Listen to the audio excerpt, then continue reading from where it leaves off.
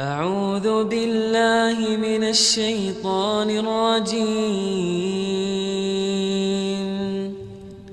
بسم الله الرحمن الرحيم.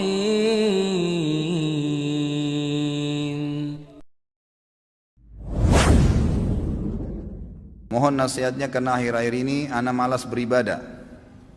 Baca fadilah ibadah yang anda mau lakukan. Saya sudah pernah ajarkan ini. Mau rajin sholat malam, baca hadis tentang sholat malam. Mau rajin sedekah, baca hadis tentang sedekah. Kita punya hak secara syar'i menanyakan saya dapat apa kalau saya kerjakan ibadah itu. Boleh, nggak apa-apa. Karena memang Allah yang menjanjikan itu, ya kan? Coba baca buku hadis, fadilah sholat duha, fadilah sholat sunnah, qabliyah, rawatib, fadilah sholat wajib, duhur, asar, maghrib, isya, fadilah bakti dengan orang tua, fadilah haji dan umrah, fadilah sadaqah, fadilah puasa Ramadan, fadilah. Apa itu fadilah? Janji positif Allah di ibadah yang akan kita lakukan. Kalau mau termotivasi, untuk apa kita mau ke satu tempat? Karena ada janji yang, ada sesuatu menjanjikan yang kita dapatkan di sana kan. Untuk apa kita kerja satu perusahaan? Karena ada janji gajinya lah, prestasi dan seterusnya. Begitu, manusia memang kalau dijanjikan baru mau bergerak. Maka wajar kita baca janji Allah di ibadah itu kita akan termotivasi. Yang kedua, jauhi semua fasilitas maksiat. Karena semua yang membuat orang malas ibadah karena ada dosa. Selama antum masih terlibat di dosa sekecil apapun, maka akan mudah sekali tergelincir untuk malas ibadah.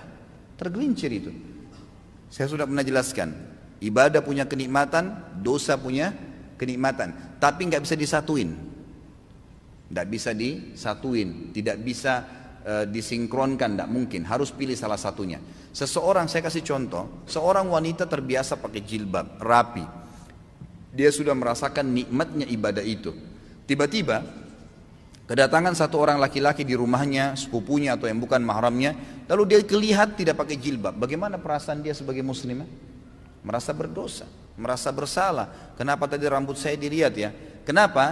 Karena ibadah menutup aurat sudah dia rasakan nikmatnya, dan membuka aurat yang maksiat hilang kenikmatannya, dibenci sama dia. Kalau kenikmatan ibadah ada, kenikmatan maksiat hilang. Kan? Terbiasa menutup aurat membuat orang jadi tidak mau buka aurat, gitu kan? Terbiasa sholat berjamaah di masjid membuat orang menyasa bersalah, atau terbiasa sholat aja deh. Ya, kira-kira kalau orang sudah rutin sholat 5 waktu, dia sudah tahu fadilahnya dan ancamannya kalau dia tinggalkan, apakah dia mau tinggalkan sholat berjamaah, sholat wajib? Nggak mungkin, gitu kan? Karena kenikmatan ibadah ini sudah ada. Tapi kalau kita balik, kalau ada orang merasa nikmat dengan maksiatnya, nikmat dengan telanjang di depan orang, nikmat dengan kebohongannya, nikmat dengan harta rampasan, riba, haram, kezaliman, nikmat dengan zinahnya, maka pasti kenikmatan ibadahnya hilang. Mustahil bisa khusyuk. Biar dia mau tutup matanya, biar dia mau paksain, nggak bisa. Bangun sholat malam pun susah. Oh, sholat 5 waktu aja berat, mungkin cuma seperti orang kumur-kumur dan buru-buru kalau dia kerjakan. Nggak bisa. Makanya kata kunci yang kedua adalah jauhi kemaksiatan. Maka kenikmatan ibadah akan didapatkan. Yang pertama, bekali diri dulu dengan ilmunya. Dapat apa nih kalau saya sholat malam, kalau saya sedekah, baru kemudian jauhi semua fasilitas kemaksiatan. Yang ketiga, ini nggak kalah penting, bentuk komunitas yang soleh dan soleha. Berteman, bersahabat dengan orang yang ahli ibadah. Nggak bisa antum mau rajin sholat malam tapi bergaulnya dengan orang yang tiap malam di karaoke sama diskotik.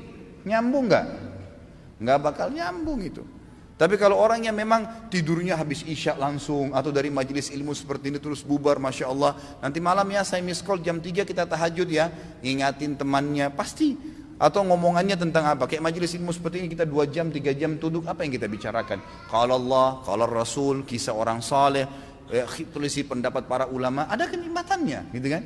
Ada ibadah yang kita rasakan, ada sesuatu yang kita dapatkan di situ. Maka teman-teman yang terbiasa dengan ini, nanti dia akan bilang lagi, kayak minggu depan itu, atau mungkin hari Senin ada ustadz ini loh di masjid ini, oh ada ustadz ini di sana kalau pagi, oh ada tablik akbar nanti di sana, oh ada CD-CD-nya Ustadz Khalid loh di situ, ada ceramahnya si Ustadz Fulan ini di sana. Jadi yang dibahas itu kan, yang dibahas masalah itu. Jadi kita akan terus terbawa dengan pembicaraan yang positif. Makanya boleh mengenal siapapun, tapi bersahabat tidak boleh kecuali orang-orang yang soleh dan soleha. Emang begitu. Yang kalau kita buat salah diingatkan, kalau kita buat baik didukung, maka itu penting. Tinggalkan semua teman-teman yang bobrok itu. Boleh menasihati mereka, mendakwai mereka, mengingatkan, tapi bukan menjadi sahabat, bukan berbaur dengan mereka.